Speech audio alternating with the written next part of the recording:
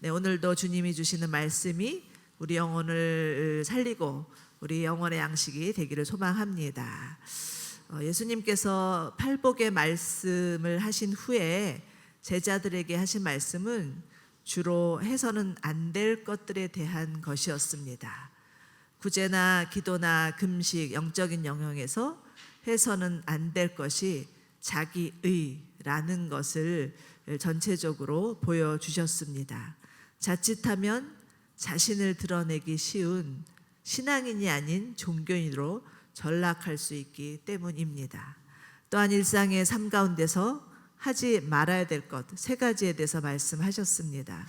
하나님 대신 돈을 주인 삼는 마음, 또 하나님을 신뢰하지 못하고 염려하는 마음, 그리고 다른 사람을 심판하는 마음, 이 모두는 우리 믿음의 성장에 있어서 방해가 되는 요소인 것을 알려주셨습니다. 그러나 예수님이 아무리 이 하지 말아야 될 것에 대해서 말씀하셨다고 해도 그것대로 움직여지지 않는 게 우리 육체를 가진 인간의 연약함입니다. 자기 스스로 자신의 육체를 이길 자가 아무도 없기 때문이죠. 그래서 예수님은 지금 해서는 안 될 것에 대해서 말씀하신 이후에 반드시 해야 할 것에 대해서도 알려주십니다. 그것이 오늘 첫 번째 기도이죠. 기도는 이미 6장에서 예수님 다루신 적이 있습니다. 기도할 때 주의해야 될 것이 무엇인지에 대해서도 말씀하셨고 어떻게 기도해야 될지에 대해서도 알려주셨습니다. 그런데 또다시 기도에 대해서 말씀하시는 이유는 그만큼 기도가 중요하기 때문이죠. 기도만이 하나님의 음성을 들을 수 있는 채널이요, 기도만이 하나님의 마음을 알아들을 수 있는 통로요, 기도만이 하나님의 뜻을 발견할 수 있는 지름길이기 때문입니다. 그러나 오늘 본문의 기도는 6장의 기도와는 사뭇 다릅니다. 6장에서는 바른 기도가 무엇인지에 대해서 알려주셨다면 오늘은 기도의 능력에 관한 말씀입니다. 기도의 능력, 우리 모두 다 매우 관심 있는 주제이죠. 그리스도인이라면 누구나 어떻게 기도하면 그 능력이 나타날 수 있는 것인가, 어떻게 기도하면 응답을 받을 수 있는 것인가 라는 관심, 궁금함이 있습니다. 자, 먼저 7장 7에서 8절 말씀 함께 다시 읽어보시도록 하겠습니다. 시작. 구하라, 그러면 너희에게 주실 것이다. 찾으라, 그러면 너희가 찾을 것이다. 문을 두드리라, 그러면 너희에게 문이 열릴 것이다. 구하는 사람마다 받을 것이며 찾는 사람이 찾을 것이며 두드리는 사람에게 문이 열릴 것이다. 아멘. 우리가 너무나 잘 아는 말씀이고 읽기만 해도 속이 시원한 말씀이죠. 이대로 되었으면 좋겠다라는 간절한 소망이 우리 모두 다 있을 것입니다. 그런데 여기서 구하라, 찾으라, 두드리라, 이것은 예수님의 세 가지 명령인데요, 현재 시제로 되어 있습니다. 즉 늘 일상에서 드리는 우리의 기도 가운데 담대할 것을 요청하시는 것이죠. 또한 주실 것이다, 찾을 것이다, 열릴 것이다 라는 말씀은 신적 수동태로 되어 있습니다. 기도하면 하나님께서 반드시 그 기도에 응답해 주실 것이라는 말씀이죠. 그러니 이 말씀은 보다 강력하게, 보다 적극적으로 하나님 앞에 요청할 것을 말씀하시는 것입니다. 그리고 하나님이 반드시 우리의 기도를 들어주신다는 약속의 말씀이죠. 그런데 그렇다면 우리가 여기서 예수님께서 왜 굳이 다시 한번 이렇게 기도에 대해서, 기도의 능력에 대해서 이 세 가지를 명령하시는 걸까라는 것을 좀 생각해 볼 필요가 있습니다. 생각 외로 많은 사람들이 기도에 있어서 소극적이고 소심하기 때문이라는 것입니다. 기도하기보다는 말이 더 많고요, 기도하기보다는 생각이 더 많고요, 핑계가 많고요, 의심이 많아서 정작 기도하기 위해서 무릎 꿇는 자들이 적다라는 것입니다. 하나님께서 주시는 말씀 붙들고 그 말씀대로 이루어지기를 기도하기보다는 지금 자신에게 주어진 현실의 노예가 되어서 소망보다는 절망을 택하고 미래보다는 과거를 자꾸 생각하고 있고 하나님이 주실 무한한 가능성에 대해서 기대하기보다는 무기력한 그리스도인으로 남아있는 자들이 많기 때문입니다. 그렇기 때문에 예수님은 지금 이 무기력에서 벗어나서 보다 역동적인 주님의 제자로 살기를 바라는 마음에서 다시 기도에 대해서 가르쳐 주시는데 그 첫 번째가 바로 구하라라는 것입니다.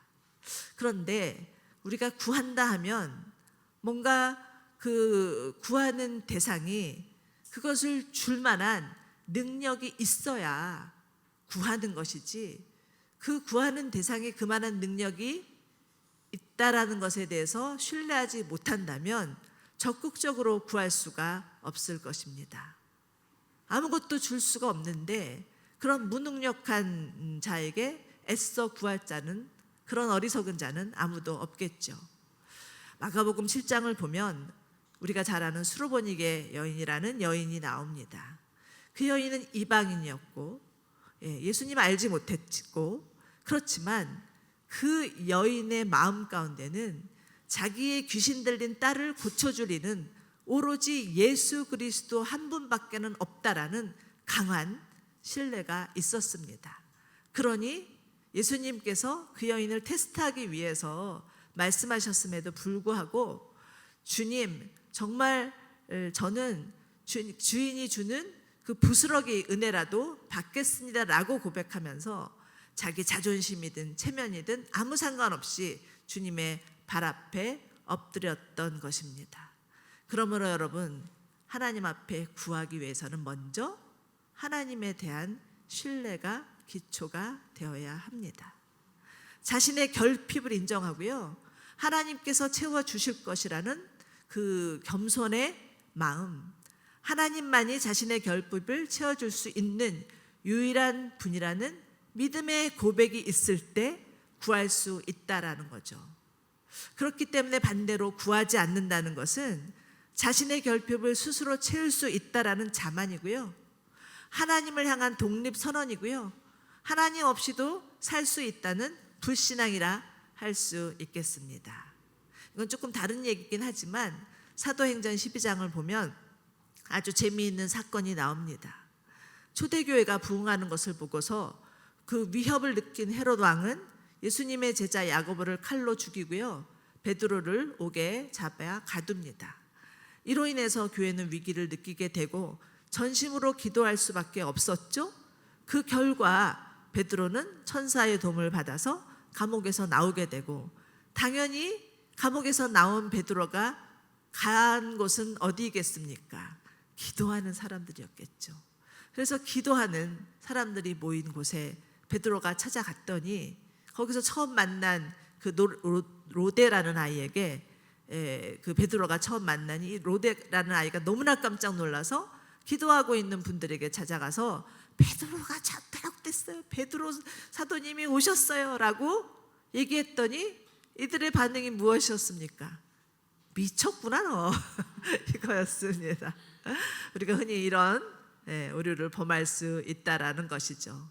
더 재미있는 이야기가 하나 있습니다.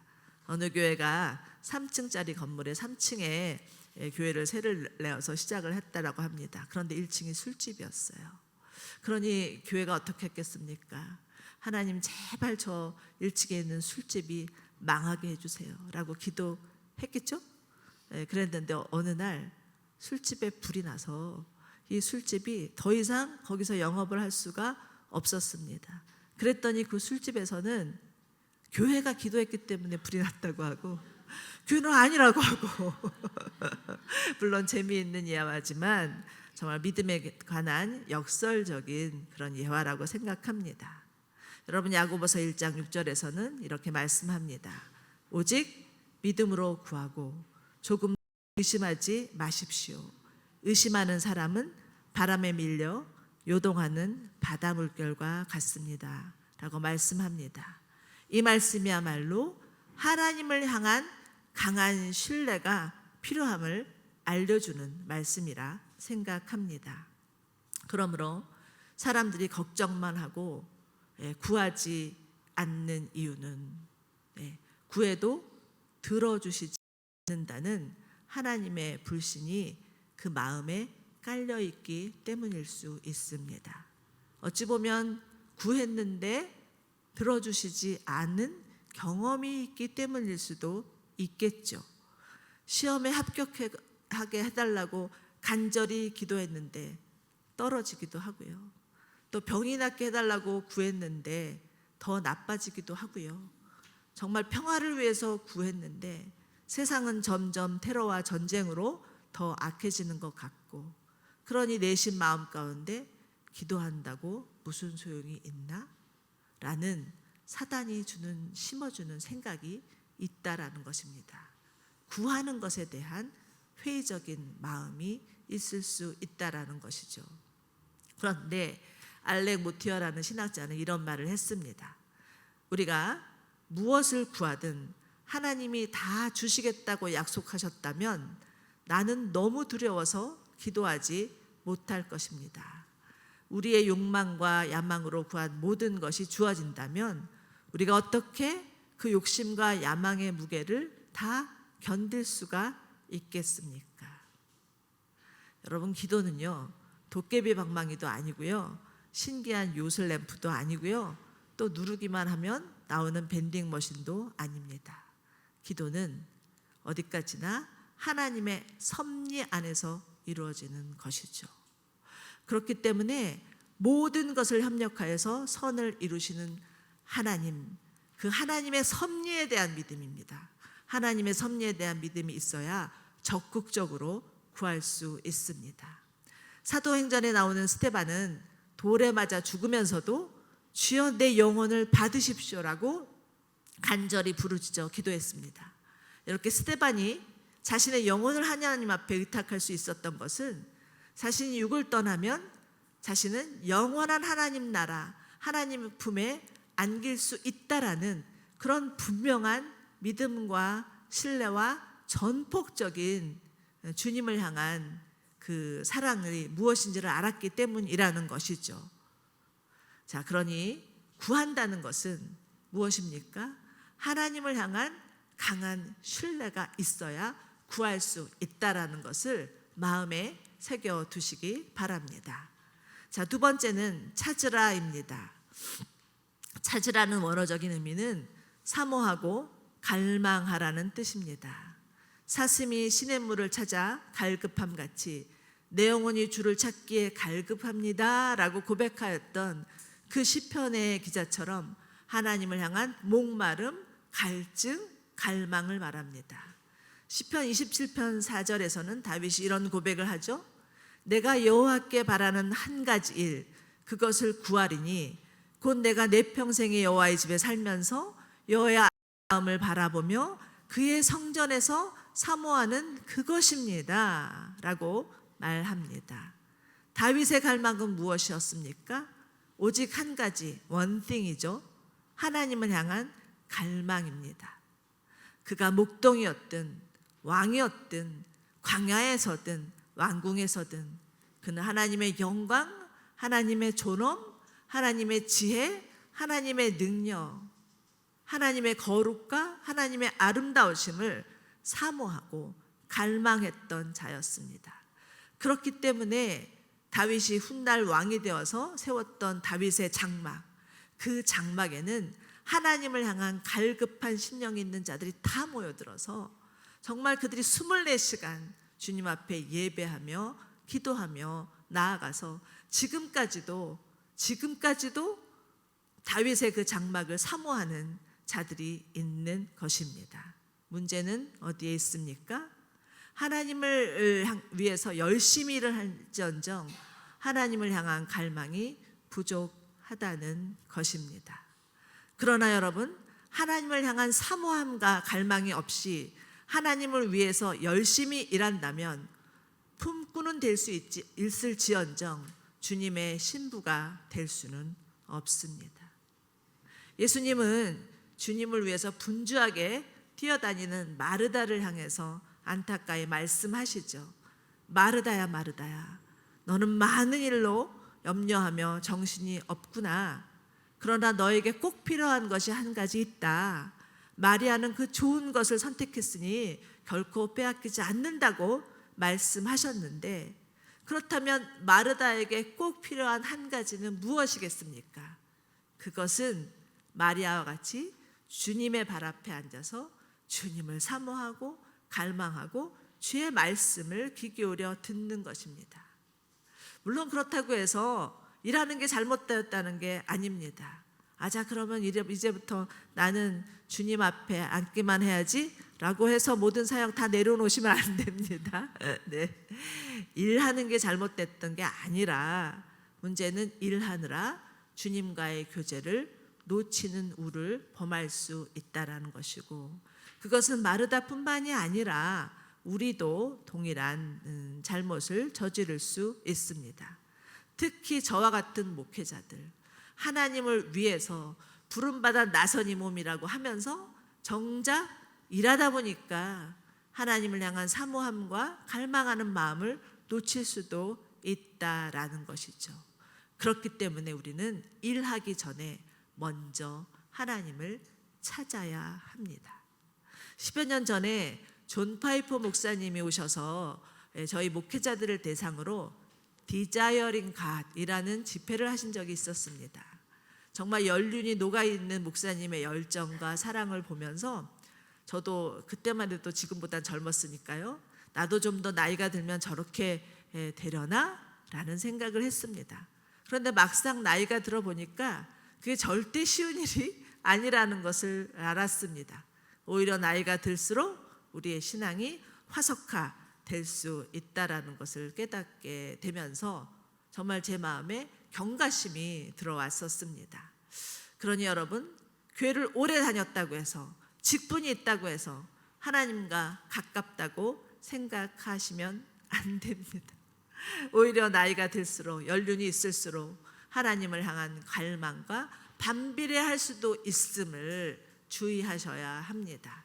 그러니 행여나 자꾸 마음이 냉랭해진다거나 염려가 올라온다거나 판단이 앞선다거나 하면 정말 하나님이 나를 찾으시는 신호구나 라고 생각하면서 다 내려놓고 하나님의 얼굴을 보기를 원합니다 라고 주님 앞에 나아가는 저와 여러분이 되시기를 바랍니다. 하나님은 반드시 하나님을 찾는 자, 그 자에게 자신의 얼굴을 보여주시고 하나님의 한량없는 사랑과 열정을 부어주시리라고 믿습니다. 또한 찾아라 라는 명령은요, 무언가 잃어버렸다라는 것을 내포하고 있습니다. 누가복음 15장을 보면 잃어버린 것들에 대한 비유가 나오죠. 잃어버린 양, 잃어버린 드라크마, 잃어버린 아들. 그 대상은 다 다르지만 공통점이 있다면 찾을 때까지 찾아다니는 것이고 샅샅이 지시는 것이고 끝까지 포기하지 않고 기다리는 것입니다. 사도 바울의 평생의 소원은 서바나였어요. 서바나는 오늘날의 스페인을 말하죠. 우리처럼 인생의 버킷리스트, 가장 그 아름다운 곳에 스페인 가고 싶다 이런 뜻이 아니고요. 그곳이 땅끝이라고 생각하였기 때문에 가서 정말 잃어버린 영혼을 찾고 싶은 마음에서 그 평생의 소원이 서바나에 가는 것이었습니다. 사랑하는 여러분, 여러분은 무엇을 찾으십니까? 정말 그 찾는 대상이 내 가족이든 이웃이든 한 번도 가보지도 못하고 보지도 못했던 민족이든 그 이름을 불러가며 간절히 하나님 앞에 구할 때 하나님께서 우리의 기도를 들어 응답하시고 반드시 찾아내 주실 것을 믿으시기 바랍니다. 네, 세 번째는 문을 두드리다입니다. 두드린다는 것은 소리나게 여러 번 치는 행위를 말하죠.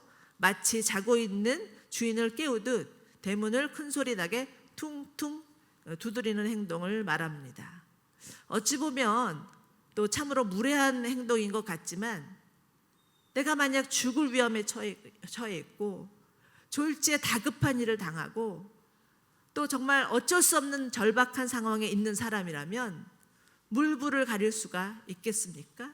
체면불구하고 도움을 청하는 게 마땅하죠. 누가복음 18장을 보면 한 재판관과 과부의 비유가 나옵니다. 재판관은 하나님을 두려워하지 않고 사람을 무시하는 불의한 사람이었어요. 그런데도 그 과부는 그 불의한 재판관에게 밤낮으로 찾아가서 내 원한을 갚아주십시오라고 강청하죠. 그랬더니 이 불의한 재판관이 정말 너무 귀찮고 후한이 두려워서라도 그 과부의 요청을 들어주겠다고 하는데, 예수님은 이 비유를 말씀하시면서 하물며 불의한 재판관이라도 들어줄 텐데 하나님께서 밤낮으로 부르짖는 택하신 자의 원한을 들어주시지 않겠느냐라고 말씀하십니다. 여러분, 애굽에 살던 이스라엘 백성들이 출애굽할 수 있었던 계기는 애굽에서의 노역이 너무나 고돼서 하나님께 부르짖어 간구했기 때문입니다. 수로보니께 여인이 매달릴 수 있었던 것은 자신의 딸을 살리겠다는 그 어머니의 절박함 때문이었죠. 자신의 귀신 들린 딸을 살리는데 뭘 가릴 게 있겠습니까? 어찌 보면 우리가 열심히 기도하지 않는 이유는 아직도 배가 불러서, 아직도 절박하지 않아서일 수도 있습니다. 그러나 지금 전 세계적으로 일어나고 있는 일들을 살펴보시기 바랍니다. 정말 종말의 때에나 있을 만한 그러한 징조들이 시시각각으로 우리의 숨통을 조여오고 있는 것만 같습니다. 3년 전에는 정말 코로나라는 생각지도 않았던 그 바이러스가 터지면서 전 세계를 두렵게 했죠. 1년 전에는 우크라이나 러시아 전쟁이 터지면서 얼마나 많은 사람들이 집을 잃고 떠돌이가 되었는지 모릅니다. 그리고 아프가니스탄, 모로코, 그렇잖아도 어려운 나라인데 지진이 나서 수많은 사람들이 목숨을 빼앗겼습니다. 지금은 어떻습니까? 지금은 이스라엘, 하마스 그 전쟁이 터져서 이것이 자칫하면 세계 3차 대전이나 아니면 중동 5차 전쟁으로 터지지는 않을까라는 우려들이 있고요.